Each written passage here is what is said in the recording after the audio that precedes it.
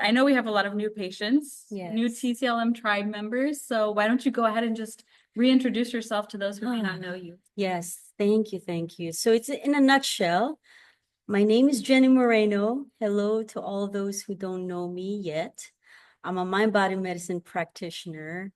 I'm not a therapist, but I just simply teach better ways to manage our stress through tools such as mind-body medicine tools like breath work, breathing, different ways of breathing, depending on the need, right? Tai Chi and Qigong, huge on moving the body, which is a form of mindfulness tool, as well as meditation.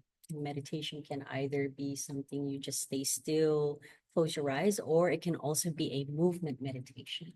Oh, Which is wonderful. what Tai Chi and Qigong is.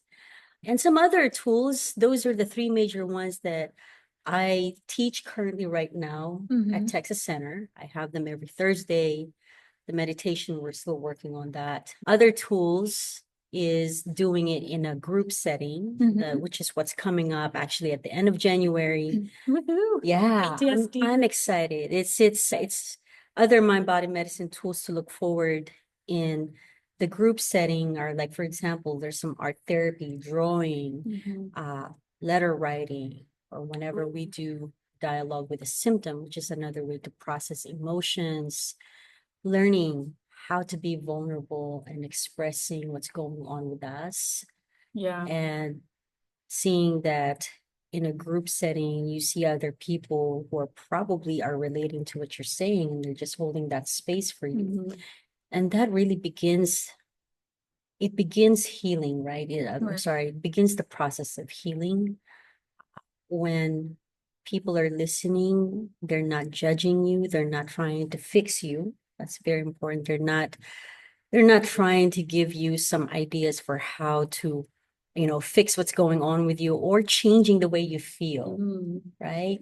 We just sometimes want to be heard that this is what happened with us. Yeah. And that is a form of healing. So that's really what to expect with these transforming trauma groups that are starting Tuesdays, I believe, Tuesdays, in the afternoon. Yes. It's a 2-hour session. It needs to be because depending on the number of people, usually the maximum is 12. There has to be plenty enough time where everybody will have a chance to share and express what's going on with them. My role is to facilitate the group to make sure that it's always going to be a safe space to share and to be, okay, to teach the tools, but also my role is to participate.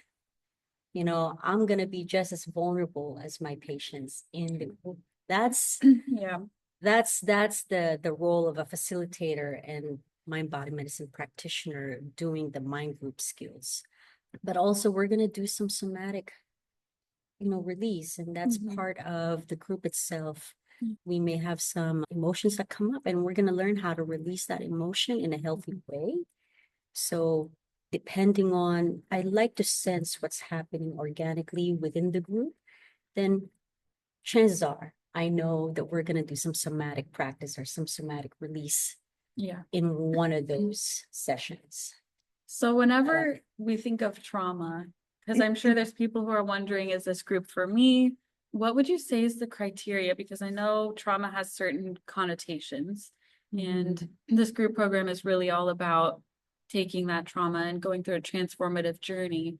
What would you say to someone if they're wondering, like, is this group for me? Have I really experienced trauma? What exactly is trauma? Well, that's a lot of questions. And when I do ask, they don't actually know. They tell me, no, I've never had trauma in the past. I never had trauma in childhood.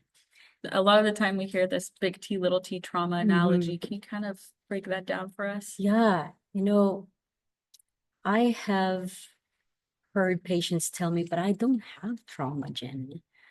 If I ask them what happened during childhood, sometimes they will tell me I got great parents, had a good childhood. Sometimes I wanna question that some more. And I'm not saying that you never had great parents, but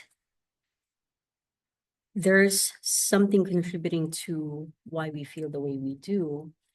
And some of the small traumas that we have, the little T's, maybe related to some adverse childhood experiences. So, for Mhm. example, if you've ever seen someone go through illness, you may not be the person that's having the illness, but you witnessed someone go through it. Mhm. You saw their suffering, and it's affected the way you feel. That is usually when there is emotional pain.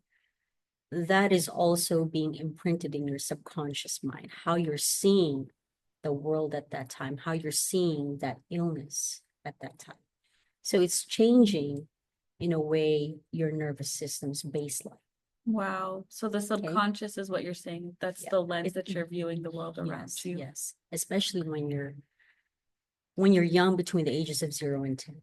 If you witness something, I've witnessed someone who go through an illness, and it's my uncle, and we eventually lost him. And it scared me because I thought in my young little mind, is that going to happen to me? And especially when you couldn't talk to someone about it, your sense of the world, your sense of fear at that time, you don't know how you're internalizing things as a kid, Right. right? Yeah. And it's bound to show up in our adulthood eventually, Mhm. okay? Because it's going to affect eventually the way you think about things. It's going to affect your beliefs Yeah. about health. Is this Nice. out of my control? Maybe, perhaps, and there are so many ways, but there are some things that you can't control. But I did not know that as a kid, Right. So right? you're seeing the world around you from the lens of the trauma you experienced at a young age. Yeah. And then we have some other little T's. If you've ever witnessed your parents divorce, Mm. that will shake your world, because your sense of, Changes your view of yeah, relationship. it changes your view of what it means to be secure, what it means to feel safe in a family, Mhm. right? Imagine, realizing, am I still going to see you? Yeah. And depending on how young you were, or you are, when you witness your parents separating or they're fighting, that's a form of small t trauma. Yeah. And then we also have some big T's. Big T's is something that we all, maybe as a collectively shared. Like, I'll bring this up. 9/11 is a big trauma for all of us. Everybody has an episodic memory of that, going back to that time, right? Yeah. We might have incorporated certain beliefs about certain religion, about certain set of people, because of that big major T. I see. Yeah. So when it comes to your group programs, literally everybody's been through some sort of trauma, is Yes. what you're saying. Yes. And I think we need not to feel ashamed. I Mhm. think there's a shame narrative when we're talking about trauma. It doesn't make you less than someone. Okay? It's we shouldn't deny, because everybody at some point will be challenged by something, and we're going to be experiencing some trauma at some point. Right. As long as you're alive and breathing, you're going to be tested in this world. Yes. We know that for sure. And I always say that by allowing yourself to understand and feel that, I went through something, you might be guilt tripping yourself because of the decisions that you made at that time. That is something that we can talk about in the group. Yeah. Right? Yeah. Just release that. That way you can allow yourself, number one, to let go of that, if you choose to, of course. It's always going to have to be, whatever the patient feels is right for them at the time. There's no pushing or forcing. Okay. But I welcome everybody who is participating in the group to release that and give yourself permission to let go and release the shame around it. Release the shame around the decision making that we did at that time. You can only operate on what you knew then and the resources that you had at that time. That's so good. You know? So whenever you talk about the somatic release aspect, kind of getting those emotions out, I love doing that work. tell us more about that. Yeah. because somatic release means that it's all about feeling what's happening with you. Your ego is no longer taking over and stopping you from doing something. And that is also the work of the facilitator, which is myself, where I will encourage you to release it, to say it out loud, okay? Because if you're quiet during that time, you then actually absorb the energy that's moving around you. You know, and let's just say we're saying something like one of the somatic practices that I did from last year is saying yes, no in different intensity and changing the volume as we go. And we did that for about 10 minutes. Okay. Wow. You can't just sit there and be quiet. No. Right? Because you're sitting, you're suppressing your emotions down. And on top of that, you're also absorbing other people's energy for whatever it is that they're releasing. And that energy transfer is going to go to you. You don't want that. So you're referring to that's pure emotions. physics. It's like energy. Emotions are real energy in the body, correct? Yeah. And the way I see it, it's pure physics for me, right? Wow. There's that energy transfer. I'm always seeing it from that, given that I was an engineer before, and there's always energy transfer happening inside the body and also around us. If I push you like this, that's energy transfer. Right. You know, and so it can also happen in ways where you're crying, someone is crying in front of you, they're releasing all of that emotion, and if your tendency is to be very empathetic and you don't have boundaries, you're just allowing to absorb that in, then now it's sitting with you.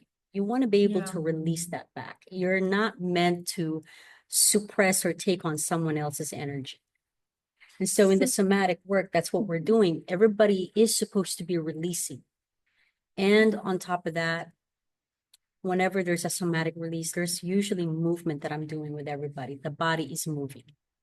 Ooh, why is the movement so important? Yeah, because when we're feeling traumatized or whenever we feel shame or fear, it makes you feel stuck. Yeah. So the best way to reframe that is to challenge the nervous system to not do that by having the feet simply move. And you could just be moving in the space. It doesn't have to be big. I remember when I was doing this with one of the first groups,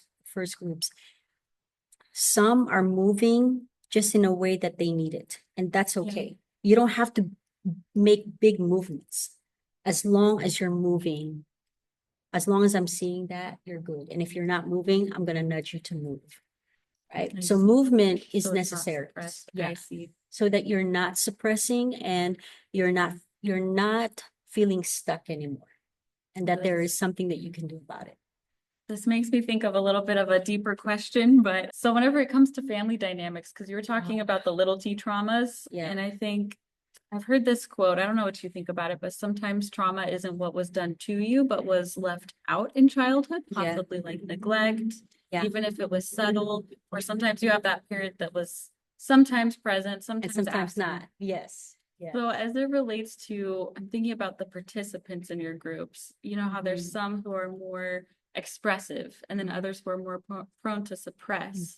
They don't want to speak up. They want to kind of like absorb and be like the empathetic listener, taking on too much that's not theirs to carry. Yeah. How do you view the differences between those two different types of people, and in light of possibly what they experienced in their childhood?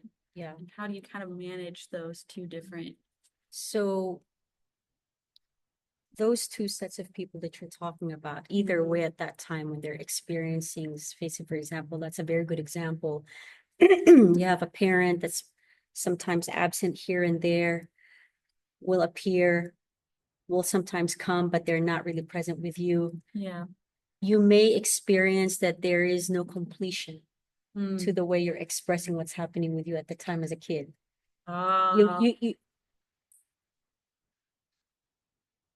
If we feel that I shouldn't complain, and I often hear this from our patients when they were kids, and it will even come up in their keywords now. But they only know what's best at that time. True. but there is still something left in the equation. It's the child. And everybody has that inner child in us where you never got to express and go into completion. And what I mean by that is that you're not able to express what's going on with you at that time. Mm. Maybe you're not encouraged to express your emotions, I see. right? You probably would feel guilty talking to one of your parents or whoever the parent is more absent, saying, Yeah. hey, and as a kid, you don't quite know how to put this into words. Right.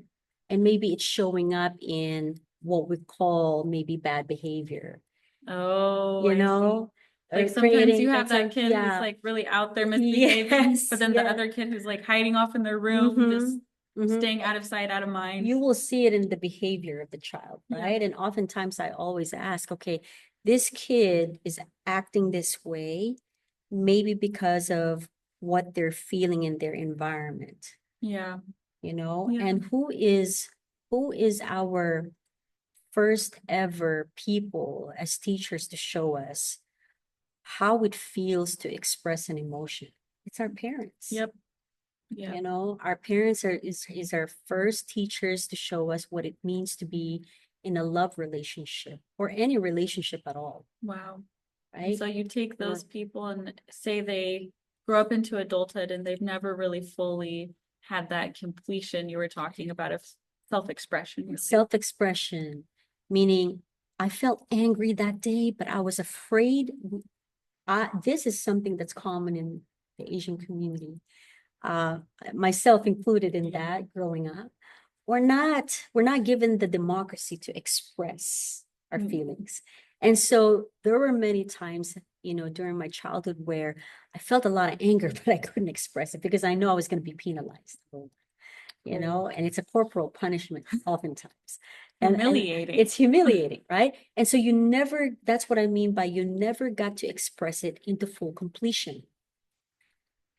And if that is happening chronically as a kid, you're going to bring that with you into your adulthood. It's going to manifest somewhere in your work relationship with people or a love relationship, an actual partnership with someone, right? Yep. It's bound to come up until we notice our holding patterns, right? Everybody has an emotional holding pattern that we like to stick to. It's something that we learned growing up. Yeah. And that holding pattern, it's there because it made us feel safe at some point. It's our protective mechanism or defense mechanism, right? Or it may even be a trauma response. Like the role that we played in our family. Yes. Yeah. Yes. That makes sense. So, these are some of the things that I'm hoping we can touch up a little bit in the group. Yeah. That's when you feel the greatest amount of release and healing.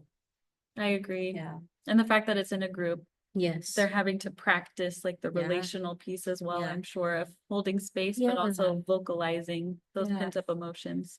And the truth is, why we do this in a group setting is because there's no contrast when you're by yourself.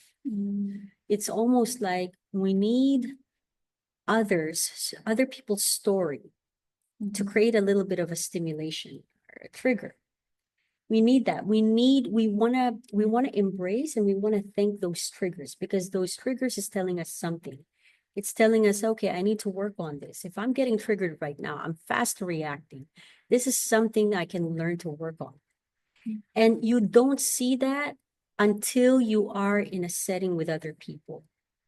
When you're by yourself, you're just too comfortable by yourself. There's no, right? You don't notice the You don't patterns. notice your emotional patterns. You don't know it. Who's there to trigger you? Yeah. Who's there to strike the nerve? Exactly. So this is why sometimes also I will say I'm not a relationship coach. Please don't think that I am. But it's a good idea that sometimes this is how we can approach relationships where, hey, I can learn something to be in this relationship because this person is probably going to be a contrast at some point. Yeah. And it's going to show up. It's going to show me what I need to work on. And isn't it true that we tend to go for the familiar versus Yeah, the healed? of course. Because Of it course. reminds us of Yes. something. Yeah, because familiar means, okay, I don't have to work on anything, Yeah. Yeah. right? But when there is someone that's different than you, background is different, Challenges. it challenges your thinking. Yeah. It's going to trigger those things inside of you, right? Mm-hmm. Then usually that's the greatest time to really heal. You know? Yeah. You're gonna be healing a lot. Yeah. Which is why we love the group visits, because there's Yes. that interpersonal Yes. connectedness. I Yeah. love that. You're learning how to hold space for someone else's story without judgment, but you're also learning how to hold space for you. So what would you say to the person who's a little bit more emotionally suppressive and they're a little bit worried or anxious about joining these groups? What piece of advice would you tell them whenever it comes to learning to be vulnerable at a comfortable pace? Oh, How to show up? yeah. So first of all, I wanna tell patients who may be in that space, take your time. It's okay. You know, you don't have to do something that you're not ready for. Yeah. But I want to welcome you.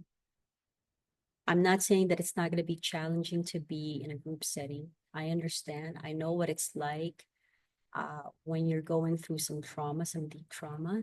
We're afraid to be with other people because we're afraid of being judged. We're afraid of being rejected.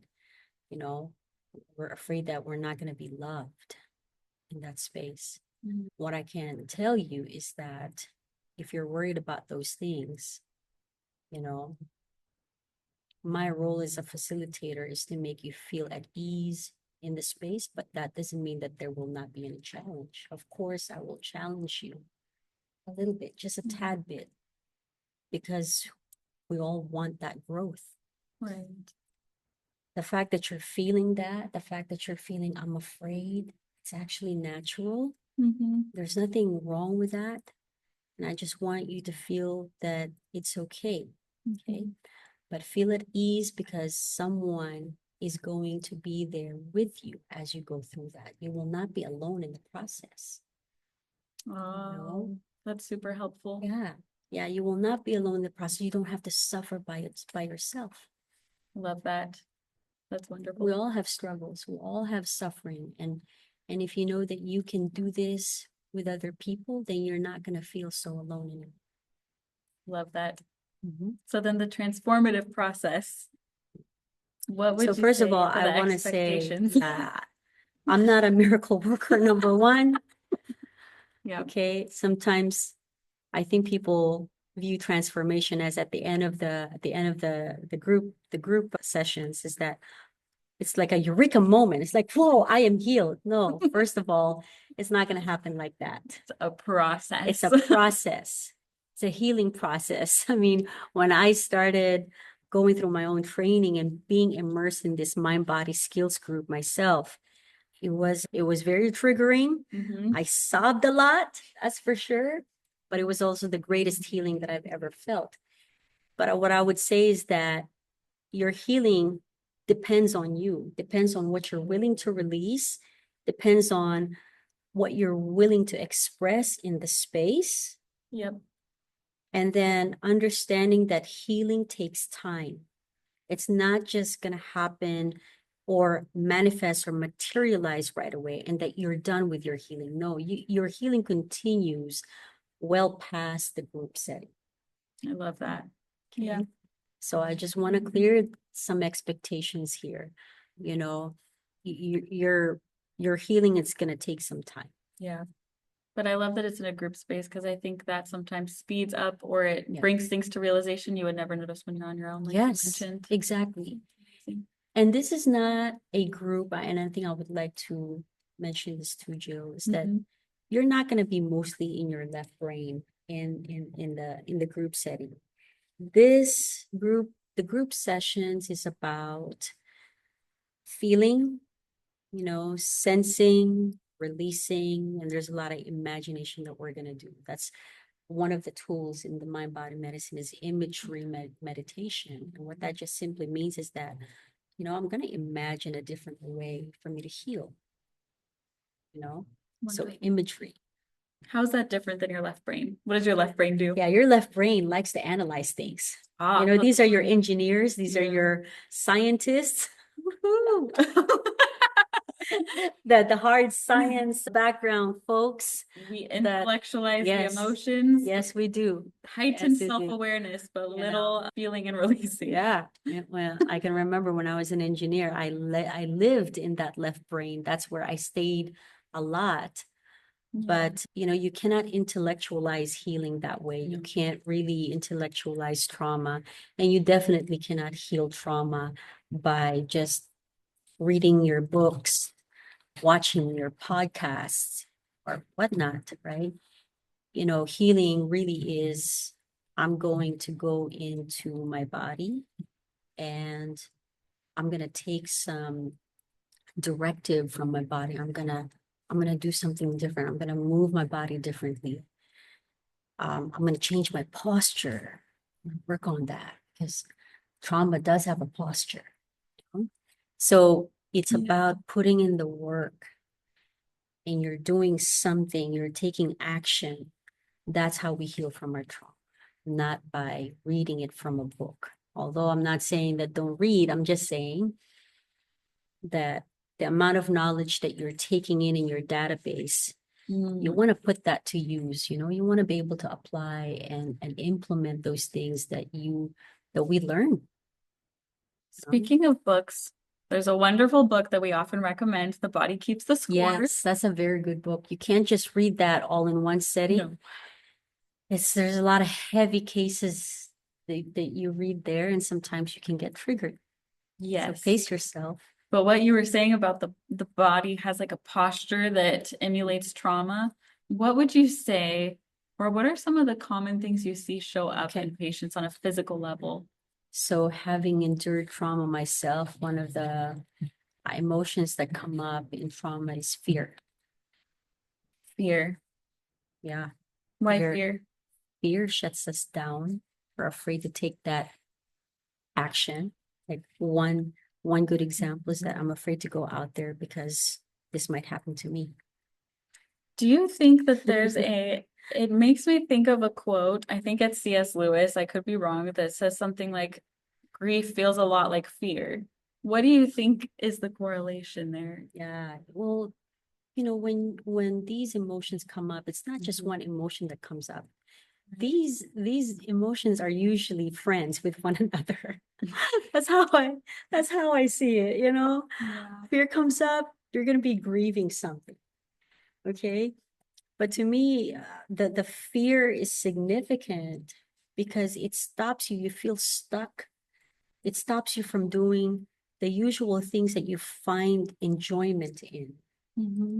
Right? Yeah. Fear does that to us. It keeps us in, it's paralyzing. And so when you ask about posture, about fear, you might see someone whose chest may be caving in, making themselves feel small. Please don't see me. Or I remember growing up, I always sit in the back of the class. Yeah. Because I don't want my teacher to see me. Trying to hide a little bit. Trying to hide, disappear in the shadows. Yeah, you're trying to make yourself feel small. Yeah. I'm going to hide because I'm afraid that you might see me. Fear balls us up, making us smaller. And often that is the POTS posture, which I also have. So what would you talk about, like, as far as like the physical and the mental aspect goes? Because a lot of people with dysautonomia and POTS struggle with pain, chronic pain, and different posture issues from structural things. And it's almost like a lot of people describe it to be like a catch-22. They're having posture issues from pain. And I think that sometimes it creates this like feedback loop where, yes, of course, because your body is reacting this way, you're causing gut issues and all these downstream effects that are then sending feedback to the brain. Yes, because your spine is part of your nervous system. It has many nerves that come out. It connects with your digestive system, connects to everything. Right. Your motor skills and all, even as much as your eyes. Your Yeah. eyes, when your eyes are wide open, centered, and you're scanning your environment. I say all of these things because of Qigong. I see. Qigong, every part of your body matters in the practice of Tai Chi and Qigong.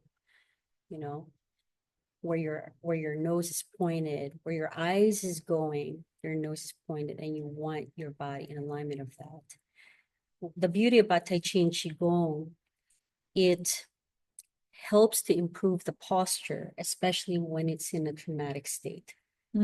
Shoulders rotating forward, chest caving in. In Qigong, it's important to have proper alignment so that Qi can flow in those pathways of the body. What is Qi? Qi is a sum total of all of your energy in the body. That's your chemical energy, that's your electrical system, fluid energy that we have in the body, right? And Lymphatics. lymphatics. Anywhere where you see movement in the body, there's an exchange of energy, and there's also a transfer of energy, and there's also a conversion of energy, right? How you're breaking down the food that you eat into usable energy, that's a conversion of energy, right? It's chemical energy because it's converting it into enzymes, it's converting it to amino acids and things that we need to build up the cells. You also have, this is beautiful, potential energy, right? Potential energy during the time when we're sleeping. And then when you wake up in the morning, you're now converting that energy into kinetic energy, which is an energy of motion. So in Qigong, Qi is a sum total of all of the energy that the human needs in order to function in this world. Okay. If some of those energy is not right or it's not there, you're going to feel some symptoms. Yeah. And the purpose of Qigong, or the practice of Qigong and Tai Chi, is to bring stimulation to your vital organs. Wow. Because without our vital organs, we will not survive. No. You know, It's so interesting. Yeah. It's like the Chinese medicine diagnoses. They always say there's some sort of qi deficiency related Yes. to one or multiple organs at a time. Yeah. Now, I'm not an acupuncturist, Right. but I know they use an application of qi and how to store in the body and how to harvest that qi, how to get it to wake up, and how to really make sure that we're regenerating. Yeah. And regeneration of qi can only happen when we are actually in a state of rest. So we need to sleep. Yeah. See, you see how we just cannot get around this. We can't take out, that from the algorithm, right? We need sleep. And I think in American culture, we reject rest. Yes. We reject sleep.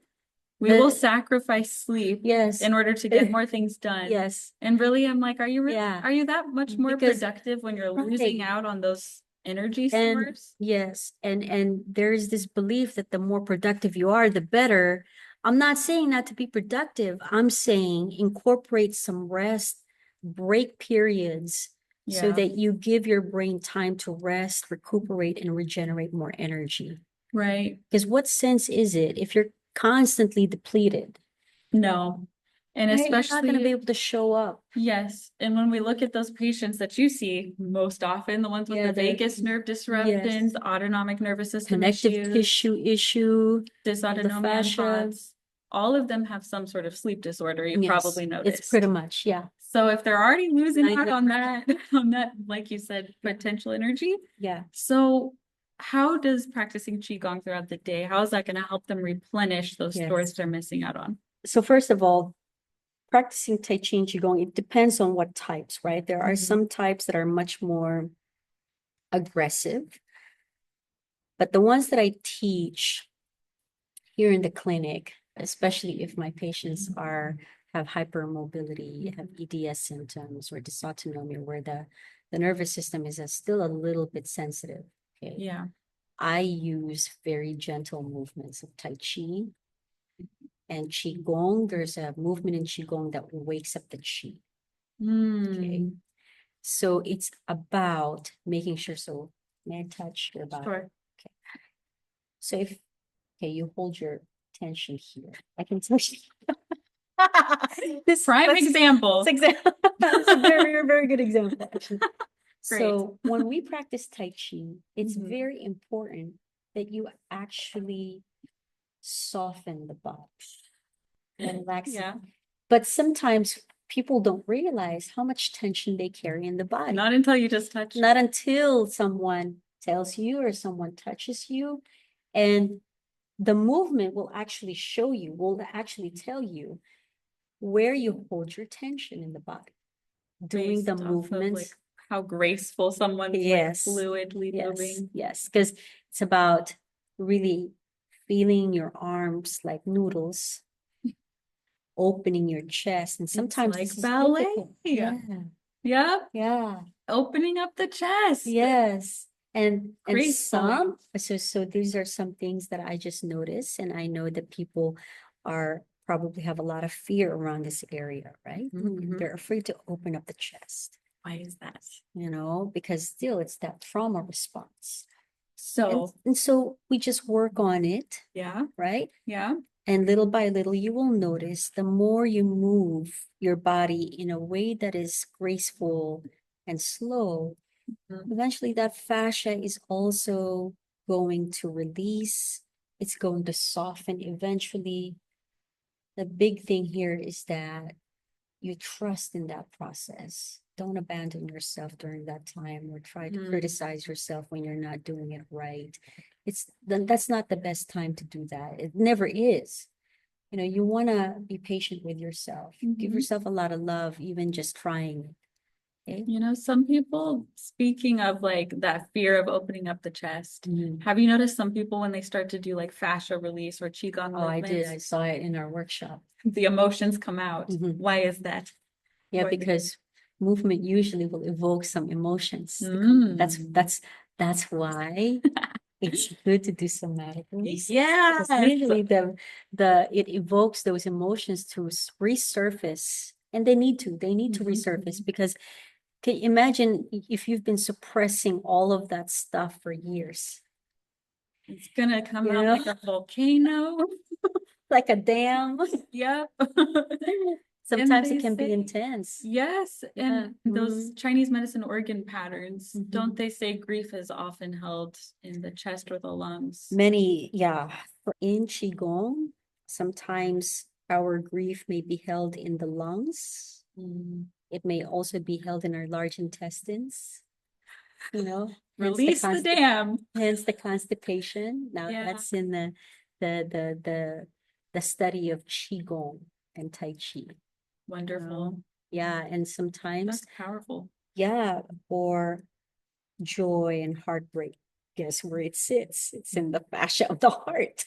Which is often why people feel it. Yeah, Sometimes of if you course. go through grief, like I remember experiencing grief and literally feeling the Mhm. pains in Yeah. my chest Mhm. or heaviness or like Yeah. pressure. Feeling of an ending of something, and you Yep. can't control that. Mhm. You're just gonna have to go through and let go. Yep. So, it affects a lot of our organs, our emotions.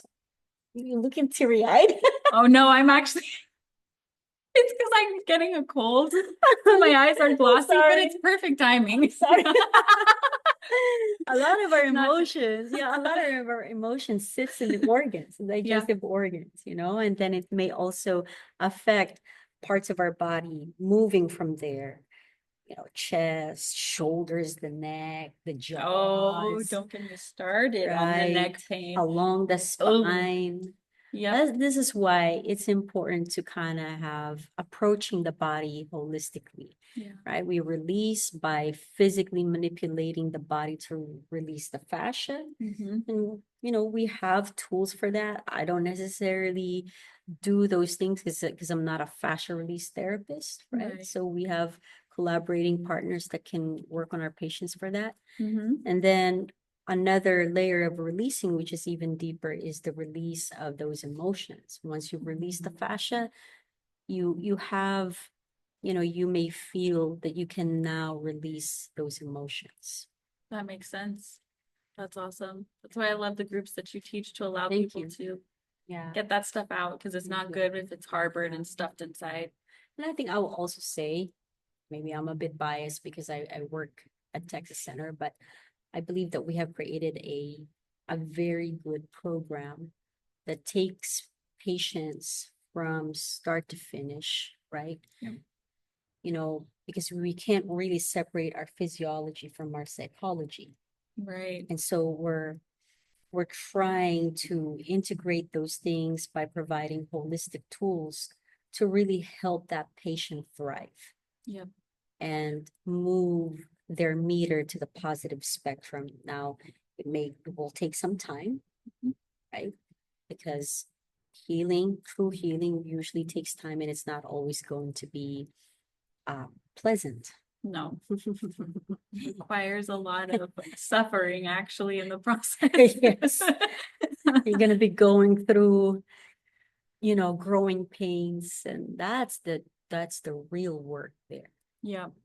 Don't think that the work that we call the work Yes. is going to be smooth, simple, like it's a straight beeline. Oh my God, no.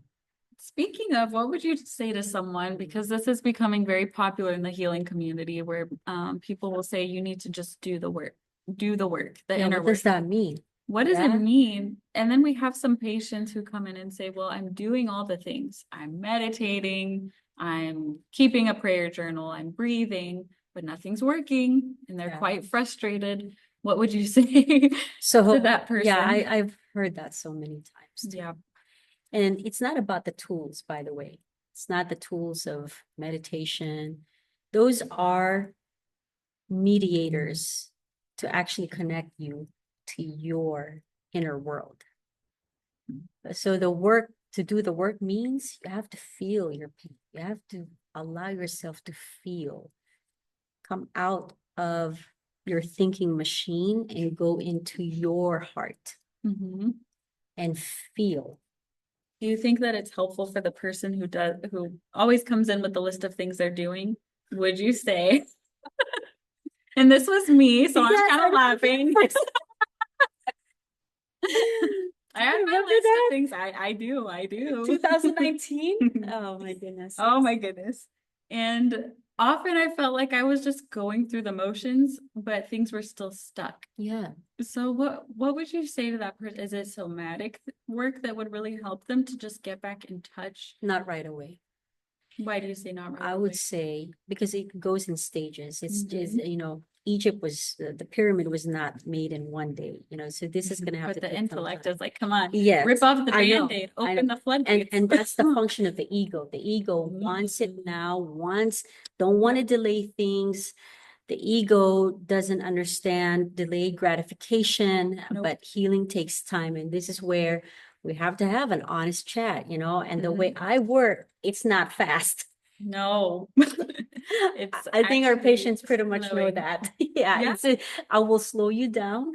The reason being is because before you even get to the somatic work, there are some things that you have to understand about yourself. 50% of the journey is about awareness of you, Yeah. Yeah. Yeah. Understanding, identifying your own holding patterns.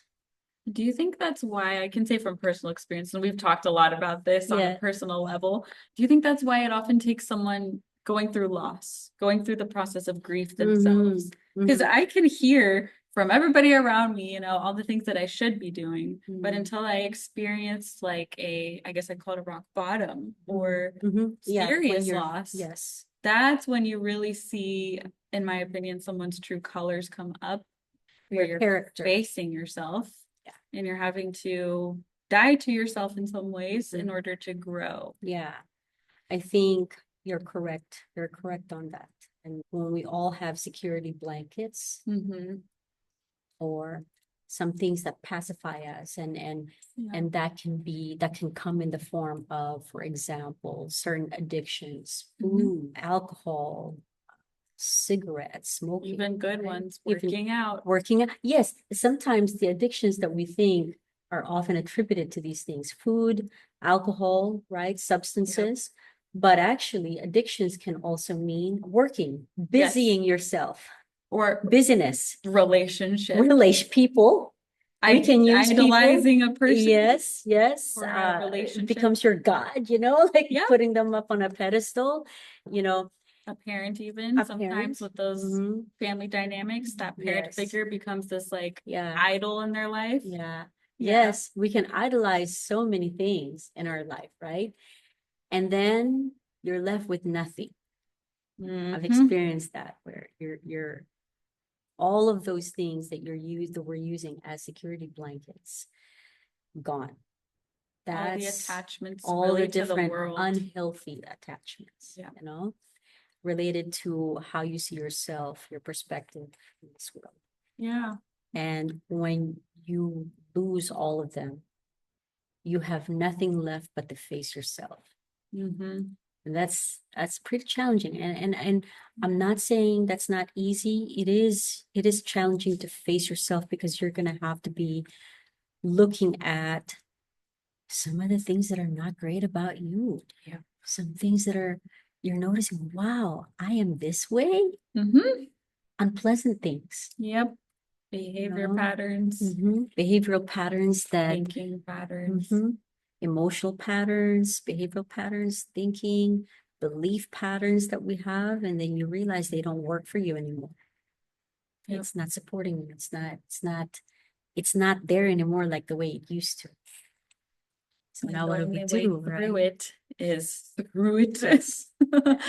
That's and I can tell very, very small percentage of our patients. I will just be honest.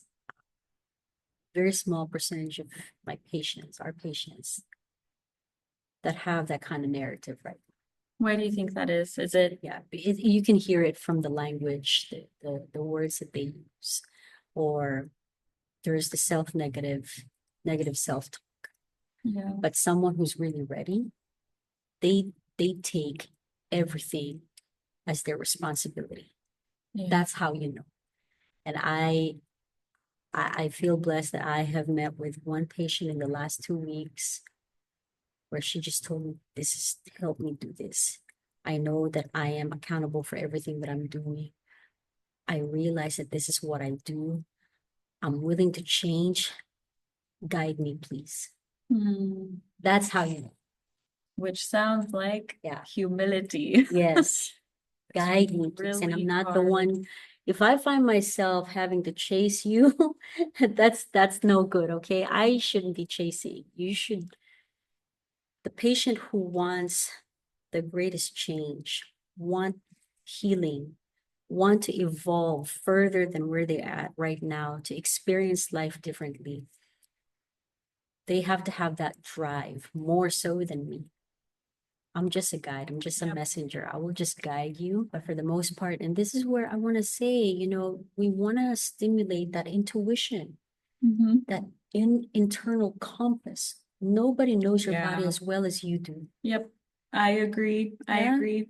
And I think a lot of people, when they've dealt with, say, chronic pain or something that causes their body to feel a sense of maybe like numbness as well as their mind, I think sometimes it's hard for them to tap back into that or to learn to trust that they can even make a wise decision. I've been there. Yes, me too. Where you're so used to listening to people. Yes, you're getting information from other people other than yourself. And those voices become so much louder than yours because of that suppression. Yes.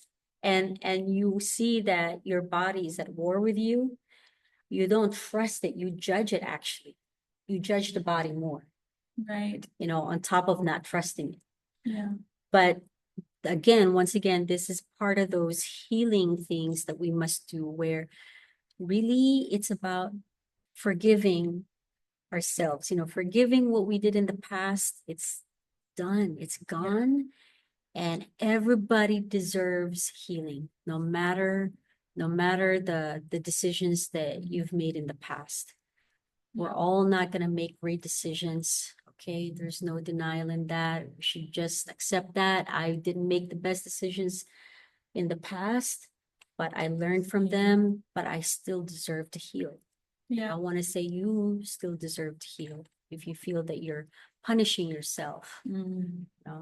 And I think that sometimes spills over into the relationships Yeah, too of around. course. Because if you're forgiving yourself, you're more likely to be gracious to other people. Absolutely. If you've received it yourself, you can't really give it if you No. haven't received it. That's right.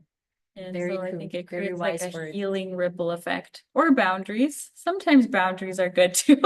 Yeah. Actually, that's one of the things that you're gonna learn, through trauma healing work is that, hey, I'm supposed to have boundaries. I'm not supposed to I'm- share this with yeah, everybody around yes, me. exactly. I don't have to be people pleasing, Mhm. So, and it's okay to say no That versus, was just so hard saying, for me at one point. yeah. Yeah. So lots of gems in healing yourself.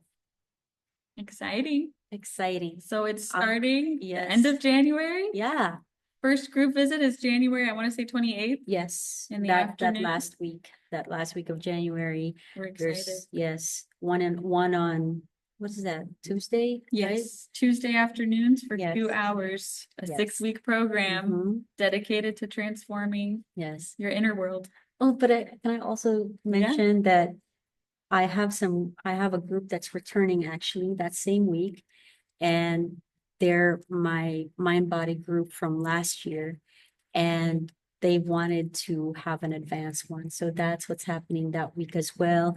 I have love some returning folks from the mind body series last year, and I'm excited for this group because they've worked so hard.